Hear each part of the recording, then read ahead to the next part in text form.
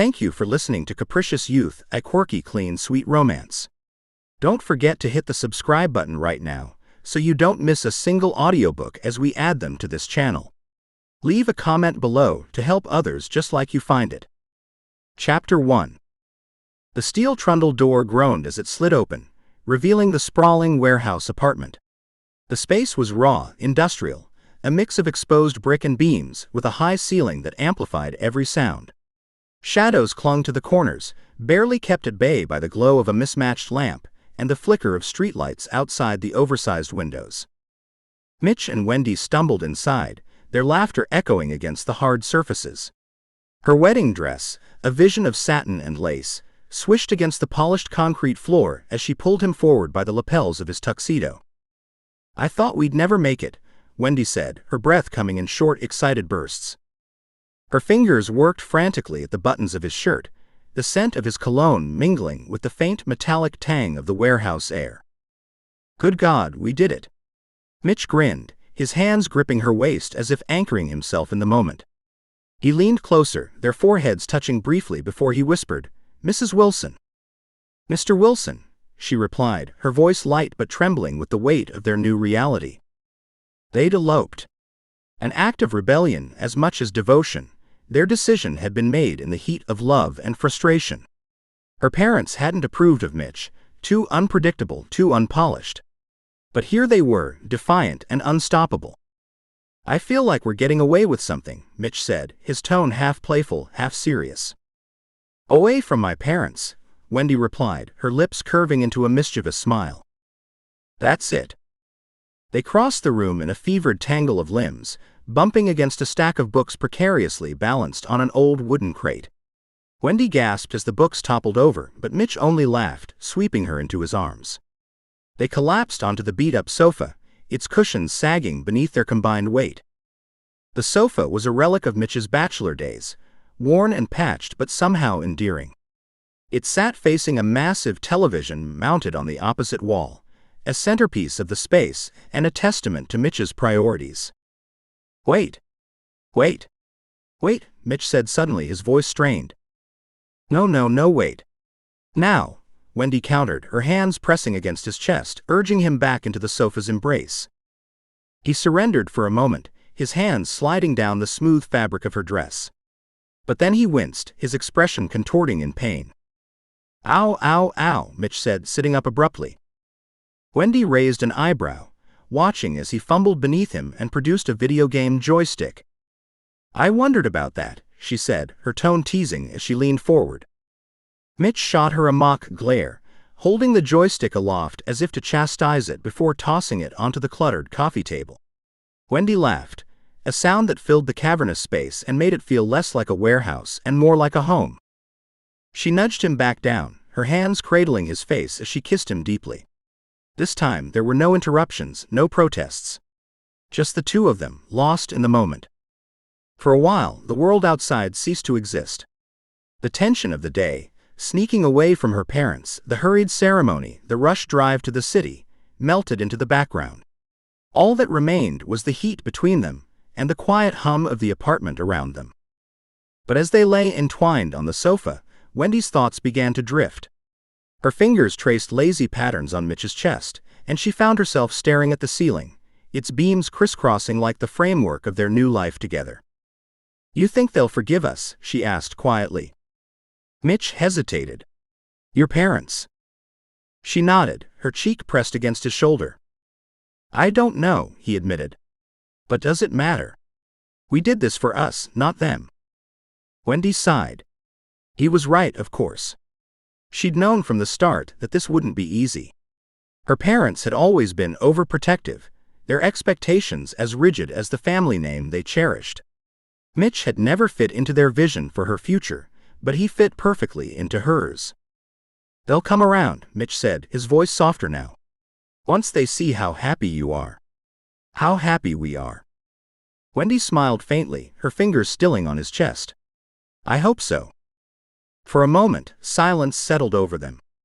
The faint sounds of the city drifted through the windows, distant sirens, the occasional honk of a car horn. It was a stark contrast to the quiet suburbs she'd grown up in, but she found it oddly comforting. Mitch shifted beneath her, his arm tightening around her waist. "Hey," he said, tilting her chin up so she met his gaze. "No second thoughts, right?" "None," she said firmly. "Good. Because I'm not letting you go." He kissed her again, his lips warm and reassuring. Wendy closed her eyes, letting herself sink into the moment. For better or worse, this was their beginning.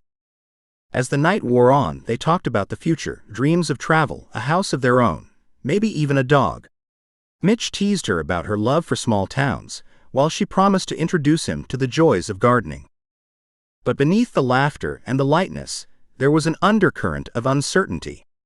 They were diving headfirst into uncharted waters, their love both a lifeline and an anchor. And as they lay together on the worn sofa, the flickering light of the city casting shadows on the walls, Wendy couldn't shake the feeling that this moment would be one they'd look back on for years to come. A moment of reckless abandon, of unyielding love. Of beginnings. Chapter 2. Chapter 2. The elevator doors slid open with a metallic sigh, revealing Joe and Florence Minor. Florence stepped out first, her heels clicking sharply against the worn linoleum of the hallway. She clutched her handbag tightly, her eyes darting to the dim corners of the space. Nervous energy radiated off her, though she would never admit it. Joe followed, his broad frame relaxed and unhurried. He looked like the kind of man who had seen too much to let anything ruffle him, a calm foil to Florence's perpetual edge. "It's too soon," Joe said, his voice low but firm. Florence spun to face him, her eyes narrowing. "It's been a week." Joe shrugged.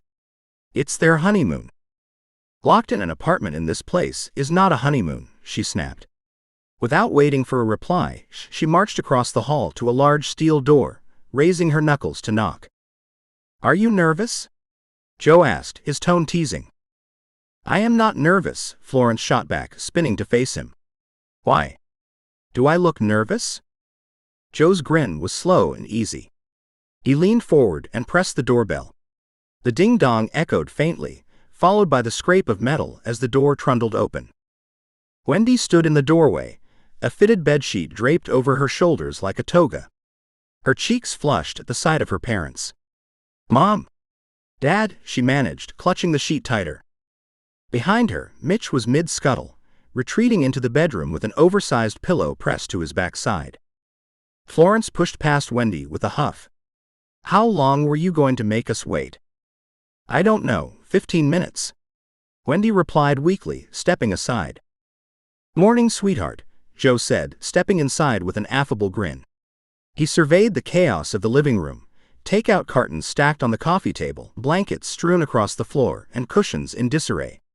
Picking his way through the mess, he retrieved a cushion, gave it a fluff, and plopped down on the sofa, grabbing the remote as though he were home. Florence prowled the room like a detective at a crime scene. She lifted a takeout carton with 2 fingers, wrinkled her nose, and set it back down. "How can you live like this?" she asked, her voice sharp. Wendy crossed her arms. "It's not easy," she quipped. Florence's eyes landed on an empty champagne bottle, poking out from under a blanket. She tilted it, inspecting the remnants, then set it down with a sigh. "I can imagine." Wendy backed toward the bedroom, her expression shifting between irritation and amusement. "Just give me a minute," she said, raising a hand to forestall her mother's protests. "Mom, don't clean anything." Florence pursed her lips but stayed put. Wendy disappeared into the bedroom, the door clicking shut behind her. "How can you just sit there?" Florence asked, turning to Joe, who was already engrossed in the television. "My feet hurt," he replied without looking up. "You know what they were doing on that couch," Florence said, her voice dropping to a scandalized whisper. "What?" Joe asked absently, his eyes glued to the screen. "Are you listening to me?" "Of course. You want to do something to the couch." "I like the fabric." Florence rolled her eyes and began rifling through the blankets and pillows around Joe, who didn't budge. "What are you watching?" she asked, her tone dripping with disdain. "The French Open." "Where is it?" "France," Joe said deadpan. Florence froze, her hands on her hips, glaring at him. "I know that, aha." She lunged suddenly, snatching the remote from his hand. Joe yelped in protest. Florence, no. She pointed the remote at the television like a weapon. Wendy re-emerged from the bedroom, buttoning her blouse with quick, precise movements. You missed one, Florence said, stepping toward her daughter and reaching for a rogue button. Wendy batted her mother's hands away. What are you doing here? Wendy demanded. A mother can't come to see her daughter. Florence replied, feigning innocence. It's my honeymoon. Joe chuckled from the sofa. Would you stop calling it that? Florence said sharply. This is not a honeymoon. It's not even whatever you want to call it. How can you live like this? Joe chimed in. I saw gangbangers on the corner. Wendy sighed. Those weren't gangbangers, Dad. They were wearing colors, Joe insisted. They're a barbershop quartet. Listen.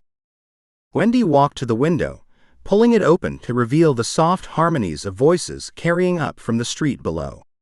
Joe frowned, unimpressed. Well, I don't like it. They're a dangerous element. He turned back to the television, tuning out the rest of the room. This is what you're doing with the place? Florence asked, gesturing at the mess. Wendy grabbed the empty champagne bottle and placed it atop a pile of pizza boxes on the makeshift bar. I haven't had a chance to make it home yet, she said. Mitch appeared from the bedroom, his shirt half-tucked and his expression sheepish. Your shirt's half-tucked, Florence said, her tone clipped. Joe leaned back, smirking. Always an optimist, your mom. What did we do, catch you having sex? Dad. Wendy exclaimed, her face flushing. Florence shot Joe a withering look. Joseph. What? Joe said with a shrug. They're newlyweds. What do you think they'd be doing? Your mother and I had plenty of sex when we first got married. Dad, please. Wendy groaned, burying her face in her hands. Florence looked ready to throttle her husband. Joe seemed oblivious, his attention drifting back to the television. Why are you here? Wendy asked, exasperation creeping into her voice. Florence straightened, smoothing the front of her blouse. Joe, tell them. Joe hesitated. Well, we want you to take a proper honeymoon, Florence interrupted. Give them the check. Joe sighed and pulled a check from his wallet. Wendy crossed her arms.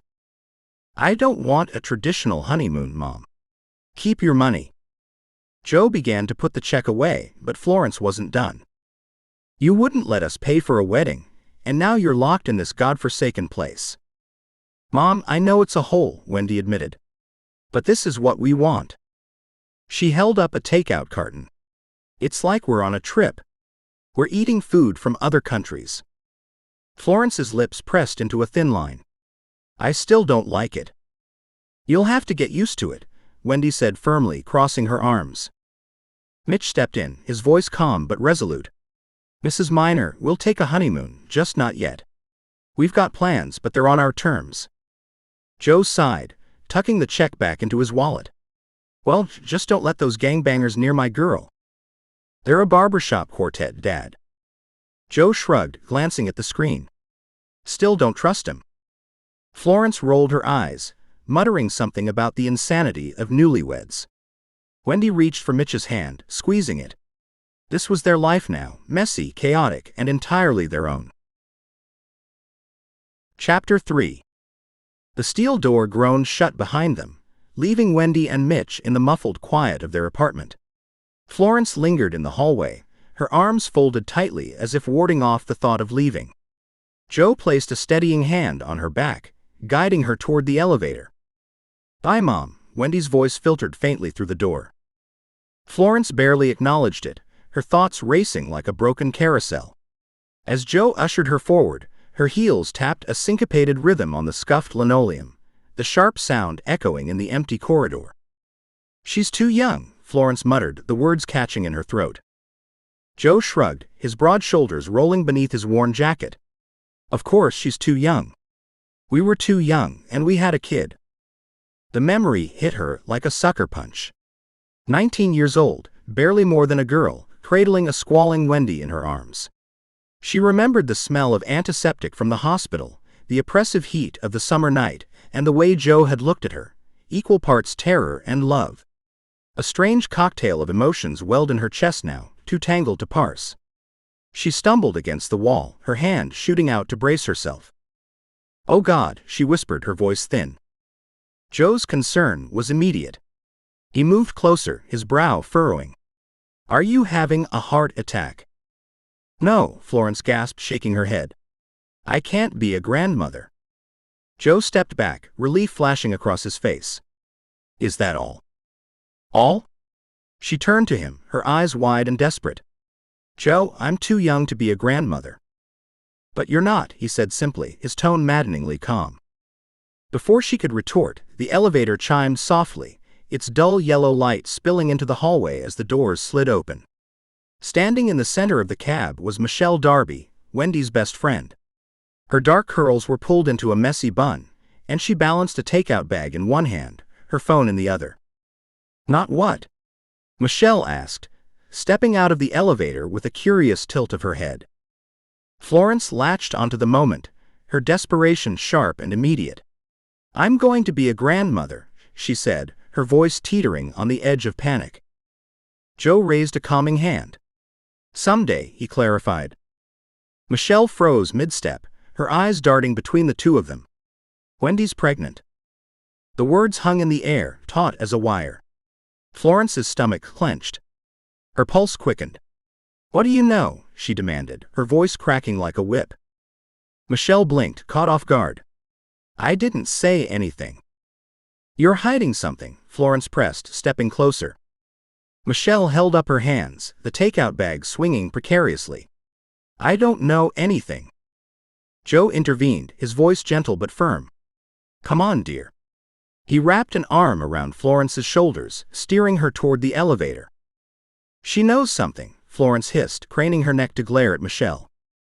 "I don't know anything," Michelle repeated, her voice rising in exasperation. The elevator doors began to close, Florence's protests muffled by the hum of the machinery. Joe sighed, leaning against the railing as the cab descended. The air inside was stale, carrying a faint whiff of industrial cleaner and something metallic. "You've got to calm down," he said, glancing at her sideways.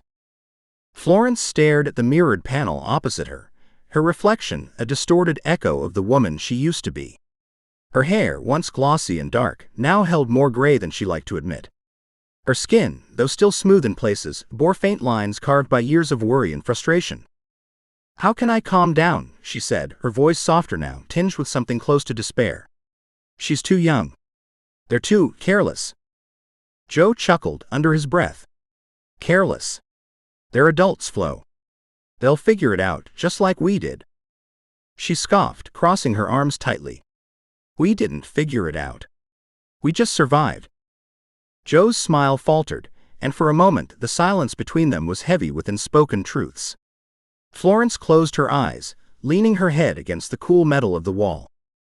When the elevator doors slid open to the lobby, the air was cooler, tinged with the faint scent of rain drifting in from outside. Joe stepped out first, holding the door for her. "Let's go get some coffee," he suggested, his tone light. "You're wound tighter than a clock." She followed him wordlessly, her heels clicking against the marble floor. Outside, the city buzzed with life. Cars honked in the distance, and a street vendor called out prices for hot dogs and pretzels. Florence barely registered it. Her mind was too busy spinning scenarios, Wendy with a baby on her hip, her career derailed, Mitch disappearing under the pressure, just as so many young husbands did. Joe led her to a small cafe on the corner, its red awning faded and frayed at the edges. They slid into a booth by the window, the vinyl seats creaking under their weight. "What if she is?" Florence blurted out, her hands fidgeting with a paper napkin. Joe raised an eyebrow. "Is what?" "Pregnant," she said, her voice barely above a whisper. Joe leaned back, folding his arms across his chest. "Then she's pregnant. We'll deal with it." "We," she repeated, incredulous. "Joe, we're supposed to be done with this part of life. We're supposed to be. I don't know, traveling, taking it easy. Not babysitting." Joe smiled faintly, his eyes softening. You say that like it's a bad thing. It is a bad thing, she snapped, her voice rising. A few patrons glanced their way, and she sank back into her seat, lowering her voice.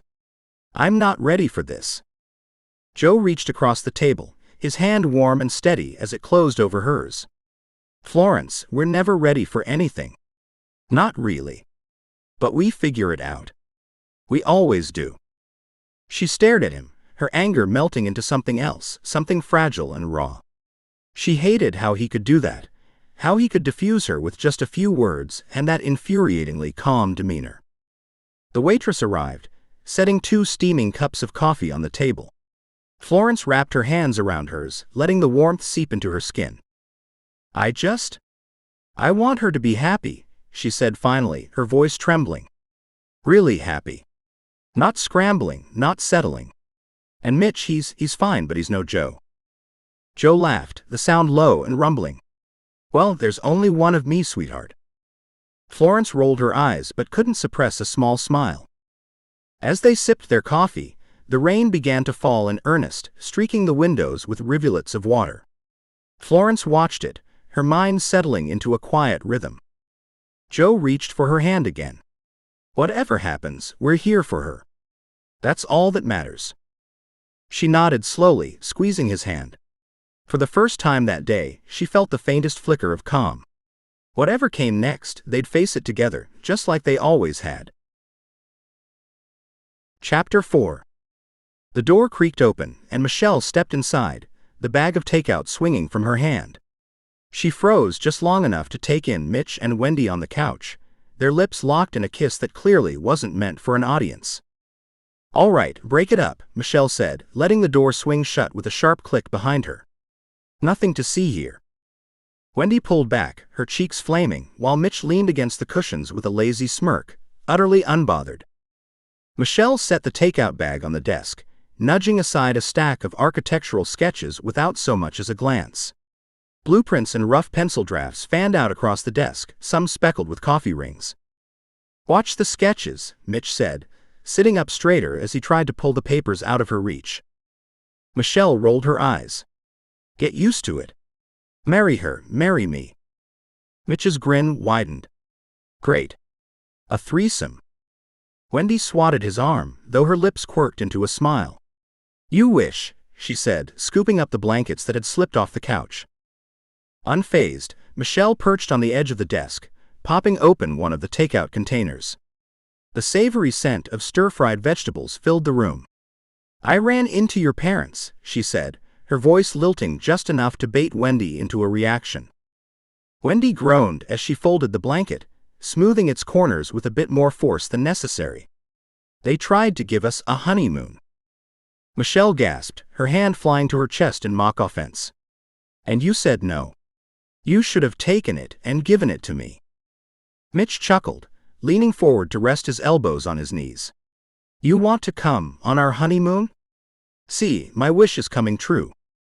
Wendy grabbed his face with one hand and kissed him, quick but firm, shutting him up before he could say anything else. You better be glad I know you're kidding. Who's kidding? He said, straight-faced. Wendy rolled her eyes and straightened. We're doing laundry. Hand over your shorts. Mitch raised his eyebrows and stood, hooking his thumbs into his waistband with exaggerated slowness. Not here, Wendy said quickly, flushing as she pointed toward the bedroom. There.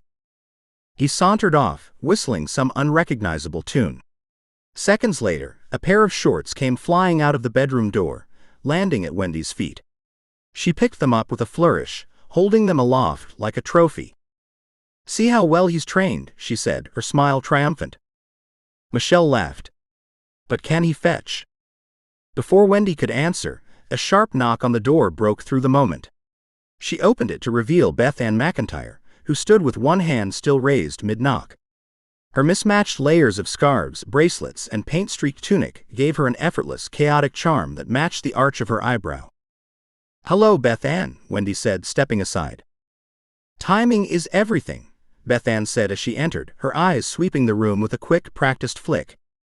He's in the bedroom, Wendy said, nodding toward the hallway as she adjusted the laundry basket on her hip. Beth Ann tilted her head, lips quirking into a smirk. Exhaustion. Dehydration. He'll be right out, Wendy said as she nudged Michelle toward the laundry nook. Beth Ann didn't bother responding. Instead, she wandered to the desk, brushing aside the takeout containers and spreading out her sketchpad. The pencil in her hand moved in quick, decisive strokes, filling the air with the scratch of lead against paper. In the laundry nook, the hum of the washing machine filled the space, masking the occasional clatter of buttons against the metal drum. Wendy shoved a handful of socks into the machine, her movements brisk and efficient. "They're intense, your parents," Michelle said, leaning against the peeling wall. "They mean well," Wendy said, though her voice tightened. She poured detergent into the machine, watching the blue liquid swirl into the water. "They just don't think we can figure it out on our own." Michelle watched her, arms crossed. "Can you blame them? You're basically playing house in a shoebox." "It's not about the size," Wendy snapped, her hand gripping the edge of the machine. She caught herself, sighed, and turned to Michelle. "We're fine. We don't need their help." Michelle raised an eyebrow but didn't push further.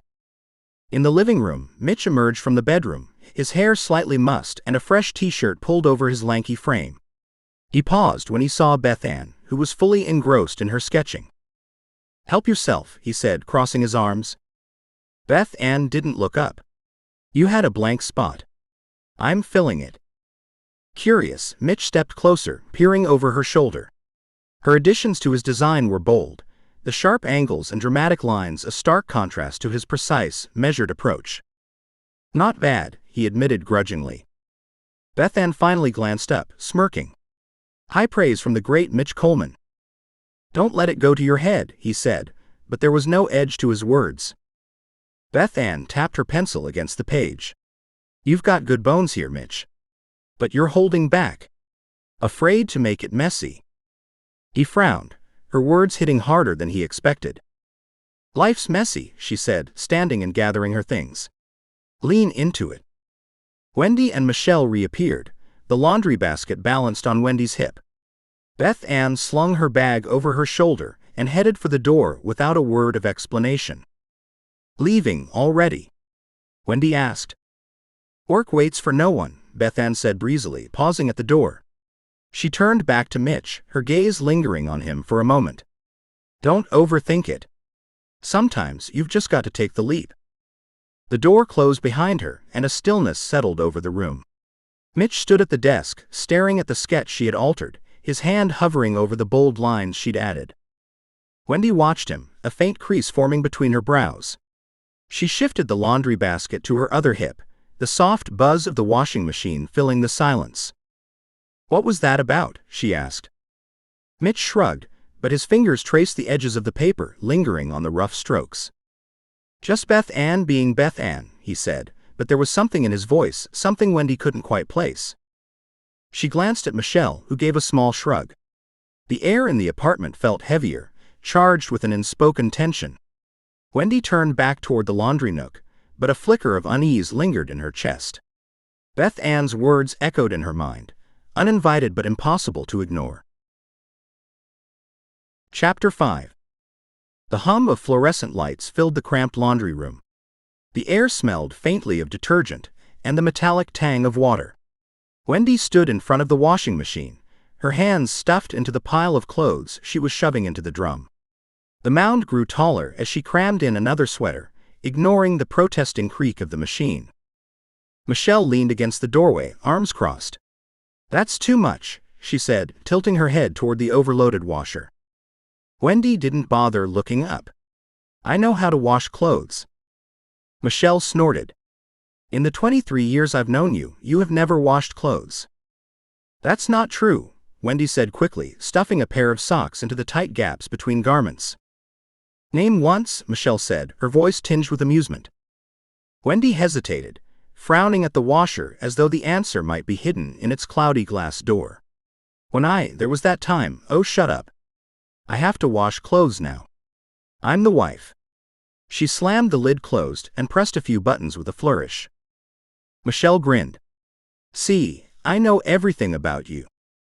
Wendy shot her a mock glare. "That's right."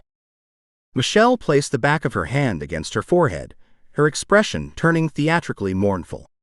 "Then why are you lying to me?" she asked, her voice low and dramatic.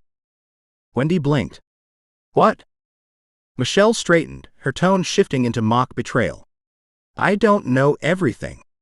I thought we were friends." Wendy raised an eyebrow, confused but wary. "We are friends. You were my maid of honor." "Maid of shame," Michelle said, wagging her finger. "What is this?" Wendy asked, crossing her arms. Michelle stepped closer, her expression suddenly intense. "This is you not telling me you're pregnant." Wendy froze, her hands hovering over the washer's controls. "I'm not pregnant." Michelle narrowed her eyes, studying Wendy as though she were a puzzle to solve. "Don't lie to me. It's written all over your face. The glossy cheeks, the sparkling eyes, those extra pounds around the hip." A pair of panties flew at Michelle's face before landing limply on the linoleum floor. "I do not," Wendy said, her voice sharp. Michelle bent down to pick up the panties, shaking them for emphasis. "I can tell. You don't have to hide it from me. You're carrying his baby." Wendy rolled her eyes and let out an exasperated groan. "I may carry his clothes. I may carry on. I often carry over. Sometimes carry Fisher. And I have been known to karaoke. But I am not carrying a baby." Michelle held up her hands in mock surrender, her grin widening. "Are you sure?" Wendy turned to face her fully, planting her hands on her hips. "I think I would know." Michelle leaned against the washer, her smile softening. "Then you better call your mom before she freaks out." Wendy stiffened, her breath catching. "My mother thinks I'm pregnant." Michelle nodded, brushing an imaginary speck off her sweater. "She told me." "Oh God," Wendy muttered, leaning back against the washer.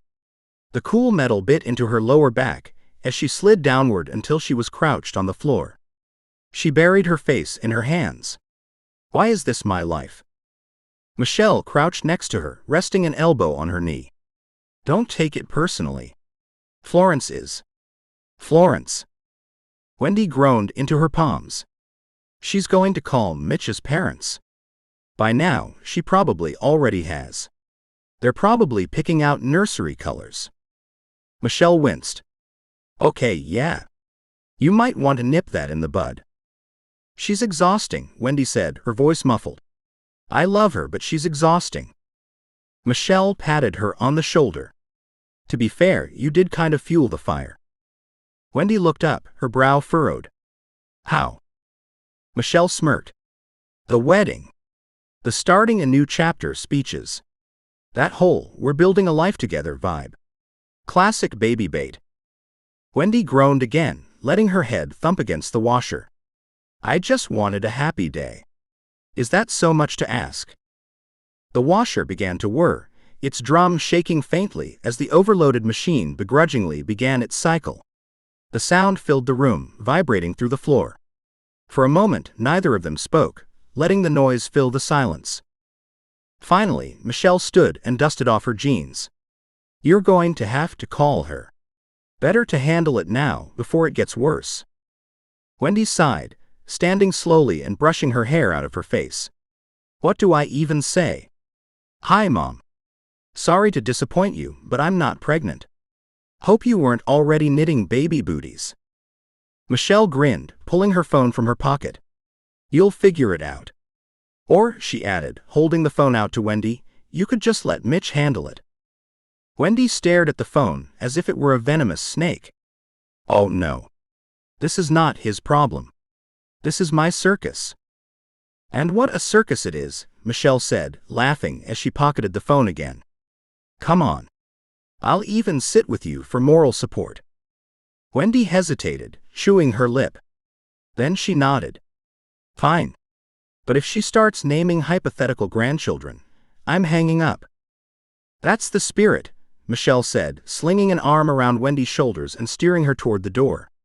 The washing machine rumbled on behind them, its noise almost masking the sound of Wendy's resigned sigh. Chapter 6. The sun cast a soft glow through the living room window, highlighting the modest space with its mismatched furniture and scattered remnants of creative chaos. Sketchpads, pencils, and coffee mugs dotted the room like evidence of Beth Ann's industrious presence. Mitch emerged from the bedroom, adjusting the cuffs of his shirt, his movements unhurried. Beth Ann glanced up from her sketchpad, her pencil mid-stroke. "Mitch," she said dryly, "I didn't hear you." "Come in." Mitch offered a lopsided smile. "Beth Ann. Always a pleasure. How's life?" Beth Ann arched a brow. "How's your new life? I saw you last week." He moved behind her chair, resting his hands lightly on her shoulders as he leaned in to peer at her sketch. "Yeah, but now you're married," she said, her tone pointed but laced with mockery. Mitch smirked, rubbing her shoulders absent-mindedly. "Doesn't change a thing between us." Beth Ann muttered under her breath, "Changes everything." "What?" Mitch straightened, his brow furrowing. She shook her head, her expression guarded. "I said, be ready for anything." His laugh was short and confident. "I am." Before Beth Ann could reply, a thunderous pounding shook the door. Both of them turned toward the sound. Mitch moved across the room, sliding the door open to reveal Florence standing on the threshold, her glare piercing. "Florence," Mitch said with a forced cheerfulness. "Back so soon?" Without waiting for an invitation, Florence stormed inside, her heeled shoes clicking sharply against the hardwood. "I would like to speak to you in private," she said, her voice clipped. Beth Ann rose, her sketchpad tucked under her arm. "This is my cue. I'll be in the bedroom." She disappeared quickly, leaving Mitch alone to face Florence's wrath. He turned to her, offering a placating smile. "Can I get you something to drink?" "Haven't you done enough?" she snapped, her eyes blazing. She gestured sharply to the couch. "Sit." Mitch hesitated, then lowered himself onto the cushions. "Am I in trouble?" he asked lightly, though his posture had stiffened. Florence loomed over him, pacing like a furious general preparing for battle. "Young man," she began, her tone venomous, "you are so far beyond trouble that you would have to travel 1,000 miles to see where the trail of trouble begins." "That's pretty far," Mitch said, leaning back slightly. "I'm glad one of us can be so nonchalant about this." "About what?" Florence stopped pacing and faced him directly, her voice rising with indignation. "Falling in love with my daughter, I can understand. She's pretty, ambitious, smart, everything a man like you could ever want. But how you convinced her to marry so young, I didn't raise her like that. You seduced her. And on top of it all, before the ink on your license is dry, I find out." She leaned closer, her words slow and deliberate. "I impregnated her." Mitch blinked, stunned into silence. He wiped at the corner of his mouth where a fleck of spit had landed. "I did what?" "You trapped her into this miserable life," Florence continued, her voice rising. "Forcing her into a shotgun marriage." "I didn't force." "Do you want money? Is that why you trapped her?" "You want her money." She shoved him back into the couch as he tried to rise. Mitch's jaw tightened. "I think you should go." Florence sneered, her voice dripping with disdain. 20,000. 30. How much did your little business make last year? Mitch rose to his full height, his presence finally forcing her to take a step back. "I want you to leave," he said firmly, his tone leaving no room for argument. Before Florence could respond, Wendy burst through the door, her expression a mix of exasperation and anger. "Mother." Florence turned to her, her demeanor softening only slightly. "Why are you blaming me? Did you hear the way he spoke to me?" "I heard enough to know you deserve it," Wendy said, circling the couch and steering her mother toward the door. "But honey, what he did to you." "Mom, I'm not pregnant," Wendy said, her voice flat with finality. Florence faltered, her confidence shaken. Yes, he knows. Now apologize." Florence stood in the doorway, her chin jutting out defiantly. "I will not." "If you don't say you're sorry," Wendy said, her voice low and dangerous, "I won't let you see your grandson." Florence's eyes narrowed. "Then you are?" "No, I'm not," Wendy interrupted sharply. "Which is why you'll apologize." Florence sputtered for a moment before managing, Well, perhaps I was hasty. Close enough, Wendy said, sliding the door shut with finality and locking it. She turned to Mitch, her face softening with guilt. I'm so sorry. Mitch pulled her into an embrace, his hands gentle on her back. It's okay. She nudged him toward the couch, guiding him to sit down. No, it's not okay, she said, sitting beside him. She had no right, and you were so good. What could I say, he said with a shrug. She thought you were pregnant. Wendy's lips twitched. Aha. And why would she think that, he teased. All of our practice, she said, her voice sly as she tugged at the hem of his shirt. As she pulled it over his head, a loud throat-clearing sound broke the moment. I usually have to pay to watch this kind of stuff, Beth Ann said from the doorway, her arms crossed and her sketchpad balanced against her hip. Wendy bolted upright. I didn't know you were still here. We were working, Mitch said, pulling his shirt back on, until Attila the mom showed up. Beth Ann smirked. She was brutal. I thought you quit eavesdropping, Mitch said, narrowing his eyes at her. Only when I can't hear, Beth Ann quipped, turning to Wendy. He married you for your money. Wendy groaned. Mom. It wasn't for your money, Mitch said, pulling Wendy close. It was your looks. Wendy leaned in and kissed him, her laughter soft against his lips. Beth Ann tapped her sketchpad. Can I tape this? Big market for this kind of stuff. We could get rich. She is rich, Mitch said, giving her a pointed look. By we, I meant me, Beth Ann said, grinning as she grabbed her things and slipped toward the door. At least think about it. I've got a great title. No, Mitch said firmly. Beth Ann winked as she pulled the door shut behind her. Wendy settled back against Mitch, her head resting on his shoulder. I'd really like to hear that title. Chapter 7. The office buzzed faintly, a symphony of muted conversations and the steady rhythm of keyboards. Wendy perched on the edge of the polished mahogany desk, her tailored pencil skirt smoothing over her knees. Her manicured fingers tapped a staccato beat on the desk's surface as she stared down the blinking red light on the office phone. Across from her, Mr. Matthew Matters, the epitome of corporate confidence, leaned back in his ergonomic chair. His gray suit was sharp, tailored to perfection, and his navy tie added a touch of daring to his otherwise classic look. He studied her with an amused gleam in his eyes, one hand resting on the armrest, the other loosely holding a sleek pen. I'm losing it. I am absolutely losing it, Wendy muttered, glaring at the phone. I ordered that stock 2 weeks ago, and it's not here. Where is it? Where? She paused dramatically. That's right. There. As in, not here.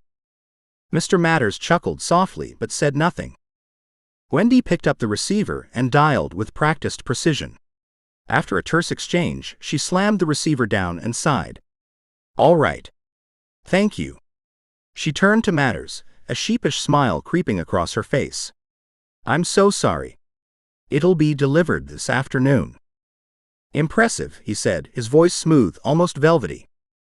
She tilted her head. Thank you. You must get this a lot, but would you like to have lunch with me? Wendy blinked, caught off guard by the sudden shift in conversation. Most men are attracted to a strong woman, she said, leaning back slightly. I think it's part of an Oedipal complex. Matters raised an eyebrow. Oedipus. You had a strong mother growing up, so when you see a strong woman, you associate her. His expression shifted. He lowered his head and covered his eyes with one hand. My mother died when I was 3. Wendy's demeanor softened instantly. She sat up straighter and gently patted his arm. I'm so sorry. I had no idea. Matters peeked at her from beneath his hand, a sly grin tugging at his lips. Did that get me any sympathy? She recoiled slightly, confusion knitting her brows. Sympathy. I was going for a sympathy date. And you thought you could pull me in with your dead mother? She's very much alive and in Palm Springs, he admitted, the grin now fully formed. You could call her if you like. She'd tell you to go out with me. Wendy laughed, shaking her head. The tiny diamond on her left hand caught the light as she raised it, wiggling her fingers for emphasis. "Aren't you young to be married?" Matters asked, his gaze lingering on the ring. "I get that a lot," she said, her voice tinged with irony. Matters leaned forward, resting his elbows on the desk. "If you won't have lunch with me, how about working for me?" Wendy blinked again. "Excuse me?" "I said I was impressed. Someone so passionate over office supplies. Imagine what you could do for me." She tilted her head, considering his words. "I don't know." "What's not to know?" Matters grabbed a notepad, scribbled something on it, and slid it across the desk. Wendy picked it up, her eyes widening. "You left a digit out of your phone number?" she asked, her voice incredulous. "It's your salary," he said with a smirk. Her mouth opened, then closed as she processed the figure. She set the paper down carefully. "And what do you expect for that much?" she asked, arching an eyebrow. "That killer attitude you just gave those guys on the phone," he said. "Only more on my behalf." "Not my behind," she quipped, a playful glint in her eye. "Nor your front," he replied, barely missing a beat. She let out a whoop of laughter, startling Matters. His chair squeaked as he shifted, clearly not accustomed to such exuberance in his office. But her energy was infectious. He chuckled, the sound low and rich, and leaned back again. "I can start tomorrow," Wendy said, her voice steady despite the adrenaline coursing through her. Matters nodded, his smile lingering as he extended his hand. "Welcome aboard." The memory of their first meeting flickered in Wendy's mind as she walked down the bustling city street. It had been a whirlwind ever since, balancing her new corporate role with her personal life. As she approached the cafe where Mitch had promised to meet her, she couldn't help but smile. Despite the chaos, she was thriving. But there was always an undercurrent of tension, a subtle reminder that nothing stayed easy for long. Mitch sat at an outdoor table, casually dressed in a button-down and jeans, his sleeves rolled up to reveal strong forearms. He waved as she approached, his grin as boyish as ever. "Hey, corporate shark," he teased as she sat down. "Don't start," Wendy said, though her smile betrayed her amusement. "You look good," he said, his tone softening. "Happy?" "I am," she admitted. "Mostly." Mitch raised an eyebrow but didn't press. They ordered coffee, and as they waited, Wendy's thoughts drifted back to the offer she had turned down earlier that day. Matters had suggested an expansion, a position overseas. It was a career-defining opportunity, but the timing felt off. She hadn't even mentioned it to Mitch yet. The coffees arrived, steam curling up from the cups. Mitch took a sip and leaned back, his gaze steady. "What's on your mind?" he asked. Wendy hesitated, then met his eyes. "Matters wants me to take on a bigger role. Overseas." Mitch's expression didn't change, but she knew him well enough to sense the subtle shift in his demeanor. "That's big," he said finally. "Yeah."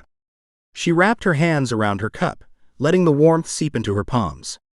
"But I'm not sure it's the right move." "For you or for us?" Mitch asked, his voice calm but probing. Wendy took a deep breath, appreciating his directness. "Both," she said. "I love what I do, but I don't want to lose sight of what we're building together." Mitch nodded slowly. "Whatever you decide, we'll figure it out." The simplicity of his support grounded her. She reached across the table, taking his hand. "Thank you." They sat in comfortable silence for a moment, the hum of the city around them. Wendy knew the decision wouldn't be easy, but with Mitch by her side, she felt ready to face whatever came next. Chapter 8. Mitch's apartment had a lived-in charm, the kind of space that felt both thrown together and oddly curated. The faint scent of freshly brewed coffee mingled with the subtle hint of charcoal and paper, remnants of Beth Ann's constant sketching. The room was filled with mismatched furniture, a testament to Mitch's preference for function over form. A battered leather sofa faced a wall-mounted TV, while a sturdy wooden desk dominated one corner, papers and art supplies scattered across its surface. Mitch stood over the desk, arms crossed, his eyes fixed on Beth Ann. She hunched over a sketchpad, pencil in hand, her movements erratic. Every few seconds, she paused, muttered something under her breath, and then started again with renewed frustration. "If you're going to breathe down my neck," she snapped without looking up, "at least you could whisper sweet nothings."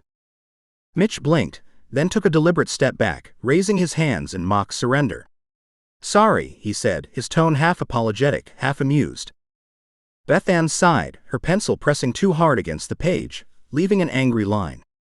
"You knew we had this deadline," Mitch said, his voice a shade more serious now. "I called the printer twice." Beth Ann rolled her eyes. "Relax. You're making me nervous." Before Mitch could respond, the sliding door to the apartment whooshed open, and Wendy bustled in, her energy immediately filling the space. She was all smiles, her heels clicking softly against the hardwood floor as she crossed the room. "There she is," Beth Ann drawled, not looking up from her sketchpad. "The woman who stole the man I love." Wendy smirked. "Hi, sweetie." "Hi, Mitch." She leaned in to hug Mitch, her perfume a light floral contrast to the room's earthy undertones. "You'll never guess what." Beth Ann, still sketching but clearly intrigued, raised an eyebrow. "What?" Mitch barely glanced at Wendy, his attention still on the looming deadline. "Don't talk," he said to Beth Ann. "Draw." Beth Ann stuck her tongue out at him, blowing a raspberry. Mitch ignored it, his expression unchanging. "What?" he asked Wendy, finally giving her his full attention. "I got a new job," Wendy announced, her eyes sparkling with excitement. Mitch frowned, confused. "A new job?" Wendy nodded, grinning. "A new job. What was wrong with your old one?" Mitch asked, his brows knitting together. "Nothing," Wendy said. "I loved it." "Nothing." Mitch leaned against the desk, folding his arms. "What reasons could you have for leaving?" Without a word, Wendy pulled a slip of paper from her bag and handed it to him. Mitch unfolded it, his eyes scanning the numbers. His mouth fell open slightly. "Whoa," he said, his voice barely above a whisper. He sank onto the sofa, the paper still in his hand. Wendy perched on the armrest beside him, watching his reaction with a mix of amusement and anticipation. Beth Ann, curious, abandoned her sketchpad long enough to peek over Mitch's shoulder. "Whoa," she echoed, her eyes widening. "How many times did you sleep with him to get that?" "Just once," Wendy deadpanned, then laughed at their stunned expressions. "Kidding." Mitch exhaled, shaking his head. "What are you going to do?" "I start tomorrow," Wendy said simply. "Doing what?" Mitch asked, his tone laced with incredulity. "I'm not sure," Wendy admitted, shrugging. Mitch stared at her, then at the slip of paper again. "So some guy." "He's not some guy," Wendy interrupted, her voice firm. "He was a client of mine." Mitch raised a hand, cutting her off. "All right. Your client is going to give you this much money," he held up the paper again, "and you're not sure what you're going to do." "Aha," Wendy said, her tone light but confident. Mitch shook his head, a laugh escaping him. "Then keep doing it." Without warning, Wendy threw her arms around him. They hugged, and soon they were laughing and dancing around the room in a spontaneous burst of celebration. Beth Ann, unable to resist the infectious energy, abandoned her desk and joined in, spinning in circles. Mitch stopped abruptly, his hands on his hips. "What are you doing?" he asked, raising an eyebrow at Beth Ann. "Celebrating," she said, throwing her hands up. "Don't celebrate," Mitch said with mock sternness. "Draw." Beth Ann groaned dramatically but returned to her sketchpad, mumbling under her breath as she resumed her work. Mitch and Wendy exchanged a glance, and for a moment, the chaos of the day melted away. Wendy felt a warmth settle in her chest, a sense of belonging that was as comforting as it was rare. As Beth Ann's pencil began to scratch steadily across the paper again, Wendy glanced at the slip of paper still in Mitch's hand. The numbers on it represented more than just a salary. They were a symbol of new beginnings, of possibilities she hadn't dared to imagine before. But they also carried weight, a reminder that change, no matter how exciting, was never without its challenges. Tomorrow would be the start of something new, and for the first time in a long time, Wendy felt ready. Chapter 9. Mitch sprawled across the couch, his eyes glued to the television. Behind him, Beth Ann scribbled away on her sketches. She glanced at the screen, her annoyance growing. She tried to focus on her work, but it was useless. Finally, she cleared her throat. "Would you look at that?" Mitch muttered. "How can you watch that crap?" Beth Ann shot back, still trying to ignore the distractions. "It's not crap. It's real," Mitch said, his gaze fixed on the TV. "It's a good story. Look, they're naked." "Oh God. Those aren't real," she replied, wrinkling her nose. "They're moving. Why couldn't I be on this show? How lucky are those guys?" Mitch sighed dramatically. "I'll never live a life like that. There's a world of possibilities I'll never know." Beth Ann sighed, glancing up from her work. "You could change it." "Not an option," Mitch muttered. "I made my choice." She beat him to it. "You'll live with it." "Done." Mitch jumped up from the couch and walked over to her desk, looking over her sketches. "You do good work," he said, nodding in approval.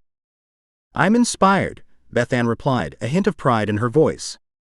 Mitch picked up the sketches and placed them on top of a computer monitor. "I'll put these in and color them." "Want me to help?" she offered. "I'll do it." "Go home," Mitch said, pushing her gently toward the door. "I can start the next one," she suggested, not giving up. "Don't you have a life?" Mitch asked, raising an eyebrow. "Men lining up to drag you out? Or women? I don't judge." Beth Ann smirked. "Would you believe neither?" "Neither," Mitch said, surprised. "Let's call the whole thing off," she joked. Mitch picked up her bag and walked her to the door. "I'm sensing you want me to leave," Beth Ann remarked with a dry smile. "You think?" Mitch said with a grin. "I can take a hint." "But not a direct statement," Mitch teased. "All right. All right." She gave him an exasperated look as she turned to leave. "I'd ask you to stay, but I'm making dinner for Wendy. Candles. Wine. The whole deal," Mitch added, a hint of mockery in his voice. "Keeping the romance alive." "Sounds nice," she said with a sarcastic tone. "Goodbye." "That doesn't," Beth Ann replied before leaving. Uncle Bevo knocked on the door, struggling with the handle. With a grunt, he planted his feet against the wall and pulled with all his might. The door slid open. Bevo tumbled to the floor. Mitch and Beth Ann both jumped up to help him. "You're inviting him to a romantic dinner?" Beth Ann asked, raising an eyebrow. "Bevo, are you okay?" Mitch asked, concern written on his face. "Fine, fine, never been better." Bevo looked at Beth Ann and smiled. "I don't believe I've had the pleasure." He kissed her hand. She pulled it away, unimpressed. "You do that every time," she said, her voice flat. "Is it working?" Bevo asked, undeterred. She shook her head, moving down the hall toward the elevator. "It will," Bevo called after her. "Don't count on it," she muttered, disappearing around the corner. Bevo followed Mitch through the door and began inspecting everything. He picked up objects, smelled them, and casually placed them back in their spots. His eyes landed on a pair of panties in a basket on the sofa. He pulled them out and sniffed them, but Mitch snatched them away before he could get a good whiff. "Did you make your deadline?" Bevo asked, his eyes never leaving the strange assortment of items. "Yeah. I was worried for a minute," Mitch started, but Bevo cut him off. "Worry not, want not, they always say." Mitch corrected him, "Waste not, want not." Bevo waved him off. "That too. How's married life?" "It's great," Mitch replied. Bevo nodded slowly. "Miss having you around the old RV." Mitch shook his head. "I've been gone 7 years. Seems like yesterday you were still there." "I was there yesterday," Mitch said, a bit too seriously. "Oh yeah." Bevo seemed to finally catch up. Suddenly, the phone rang. Bevo, startled, jumped into a roundhouse kick, knocking the table over. The phone flew across the room. Mitch quickly retrieved it. "Hello." "Hey." "Sure." "No, I understand. Got to make a good impression." "Sure. Love you too." Mitch set the phone back down and righted the table. "Sorry about that." Loud noises, you know, Bevo apologized, still a bit shaken. I remember, Mitch muttered. That was Wendy. She's working late, so we'll eat without her. Mitch grabbed his coat. Bevo wasn't done. Okay, don't twist my arm. Burning that candle by the horns. Always the ticket to success. Bull, Mitch said, rolling his eyes. Bevo reacted with mock offense. Watch your mouth. I'm still your uncle. Mitch smirked. Grab the bull by the horns. Oh yeah, Bevo agreed. Mitch sighed deeply. It's hard enough as it is. Just don't want our marriage to take a back seat to her career. Bevo grinned. Don't you know your way around a backseat? That's not the problem, Mitch said flatly. Bevo raised an eyebrow. I remember one time. Let's go eat, Mitch interrupted, not wanting to hear more. Don't you want to hear my story? Bevo asked, trailing behind Mitch. Do you know the ending? Mitch asked, his patience running thin. Bevo paused, unable to come up with an answer. He shook his head, defeated. Then come on, Mitch said, ushering him toward the door. Chapter 10. The deli was a riot of color and sound, a comforting chaos that Mitch usually loved.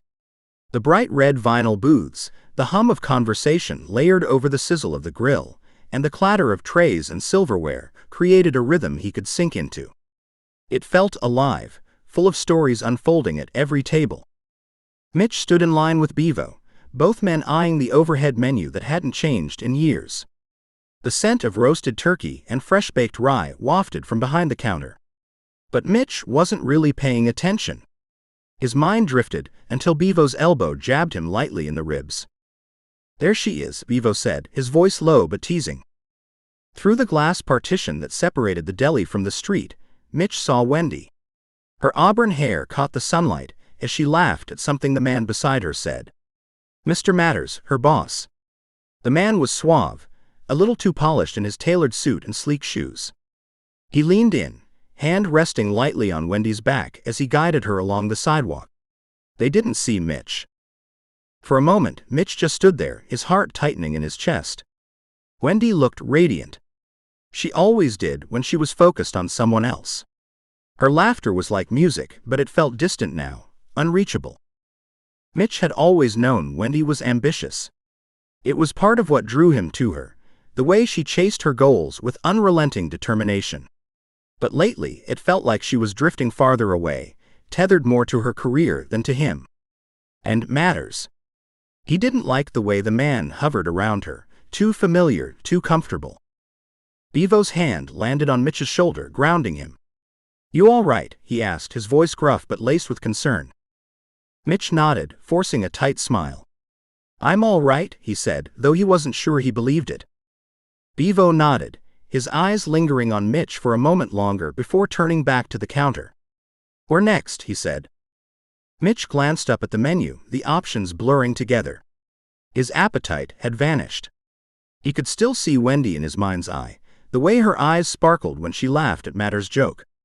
It left a bitter taste in his mouth. Go ahead, Mitch said, stepping back from the line. I'm not hungry. Bevo frowned but didn't argue. He knew better than to push Mitch when he got like this. Instead, he gave a small shrug and ordered a pastrami on rye, extra mustard. Mitch stayed close to the wall, arms crossed over his chest, his gaze unfocused. The deli sounds swirled around him, plates clinking, orders shouted, the hiss of the soda machine. But Mitch was somewhere else, lost in memories. He thought about the early days with Wendy, back when they'd sneak out to hole-in-the-wall diners after midnight, laughing over shared milkshakes and greasy fries. Everything had felt easy then. Now, things were complicated. Wendy's late nights at the office, the way her phone buzzed constantly with work emails, the half-hearted kisses when she came home exhausted. And Matters, always Matters. Mitch didn't like how often his name came up in conversation, or how Wendy's eyes lit up when she talked about him. He glanced back out the window, but Wendy and Matters were gone. Just like that, she disappeared again, leaving him standing in the deli with a growing sense of emptiness. Bevo returned, sandwich in hand, a pickle spear balanced precariously on the edge of his plate. He eyed Mitch, then the empty space where Wendy had been. Want to talk about it? Bevo asked, taking a seat at one of the booths. Mitch hesitated, then slid into the booth across from him. He didn't say anything right away, just stared at the laminated table, tracing the faint scratches with his fingertip. She looked happy, Mitch said finally, his voice quiet. Bevo took a big bite of his sandwich, chewed thoughtfully, then swallowed. Doesn't mean anything, he said. People laugh at bad jokes all the time. Mitch huffed a laugh, though it lacked any real humor. It's not just that, he said. It's like she's in a different world now. One I'm not part of. Bevo leaned back, his eyes narrowing. You're her husband, he said. That counts for something. Does it? Mitch said, his frustration bubbling to the surface. Because lately it feels like I'm just there. Like I'm an afterthought. Bevo didn't respond right away. He tore off a piece of his pickle, chewing it slowly as he considered his next words. Finally, he said, You ever tell her that? Mitch shook his head. What's the point, he said. She's got her career, and I'm not going to be the guy who holds her back. Bevo sighed, setting his sandwich down. Look, Mitch, he said, his tone softer now. Relationships aren't easy. They take work. You can't just sit back and hope everything falls into place. Mitch knew he was right. Deep down, he knew he needed to talk to Wendy, to tell her how he felt. But the thought of it filled him with dread. What if she didn't feel the same way?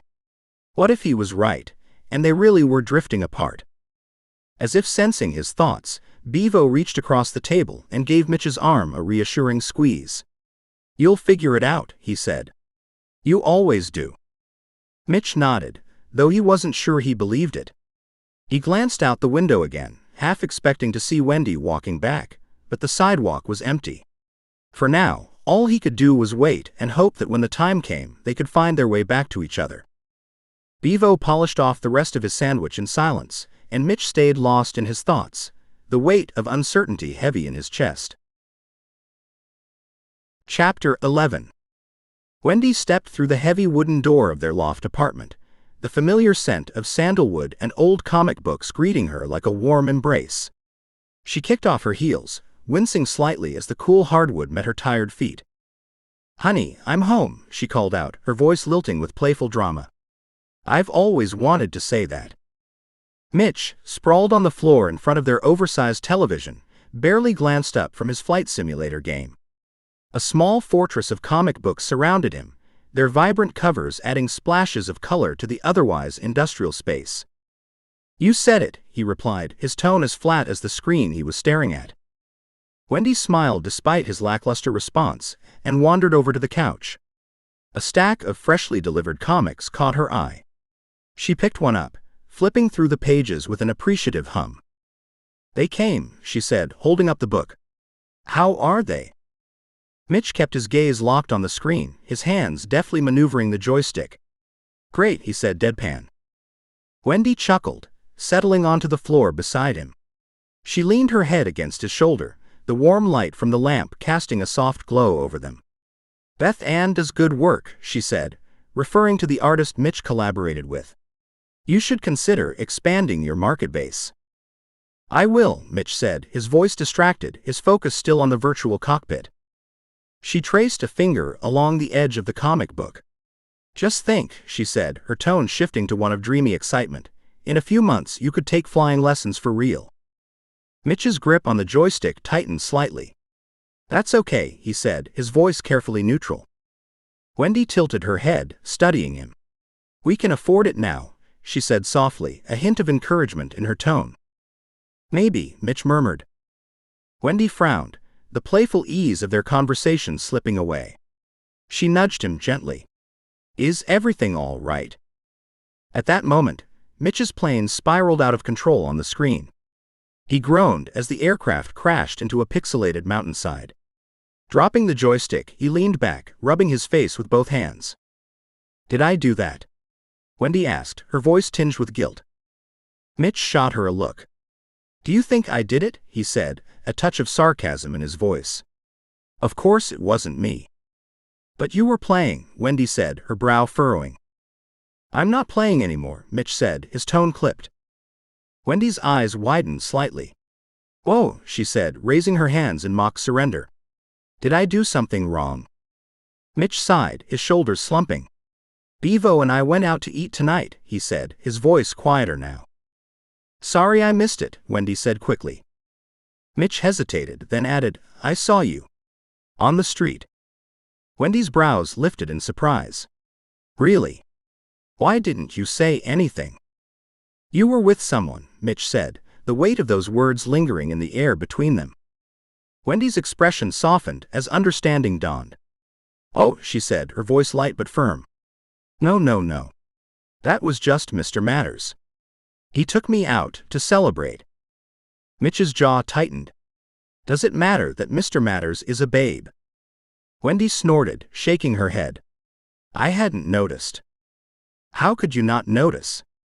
Mitch said, his voice rising slightly. Those broad shoulders, the piercing brown eyes.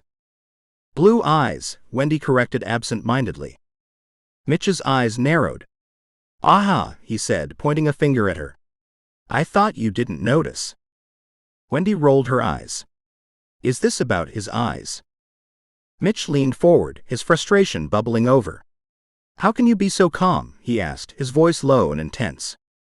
Wendy met his gaze steadily. How can you be so upset? For a moment, neither of them spoke. The sounds of the city filtered in through the open window, the distant hum of traffic, the occasional shout from a street vendor. You didn't tell me, Mitch said finally, his voice cold and accusing. Wendy's lips pressed into a thin line. I didn't know I had to, she said. Besides, Beth Ann is a knockout and you work with her. Mitch scoffed. Beth Ann. She is not. Wendy gave him a pointed look. Okay, Mitch said, relenting with a sigh. So she's a hottie. Wendy crossed her arms. So you can work with a beautiful woman in our home every day, but I can't go to an office with an attractive man. Mitch rubbed the back of his neck, avoiding her gaze. Right, he muttered. That's right. Wendy studied him, her expression turning glacial. It was a look that could freeze over any argument, a look Mitch had come to dread. Okay, Mitch said, throwing up his hands in surrender. I hate it when you're right. Get used to it, Wendy said, her lips curving into a sly smile. Mitch smirked, then leaned in closer, his eyes softening. Wendy winked, a playful gesture that never failed to disarm him. It reminded him of his grandmother's winks when they baked cookies together. A silent secret passed between them. That small, simple act carried a warmth that settled deep in his chest. I'm sorry, Mitch said, opening his arms. Wendy fell into them without hesitation, resting her head against his chest. No, I'm sorry, she whispered. I should have told you I was going to dinner.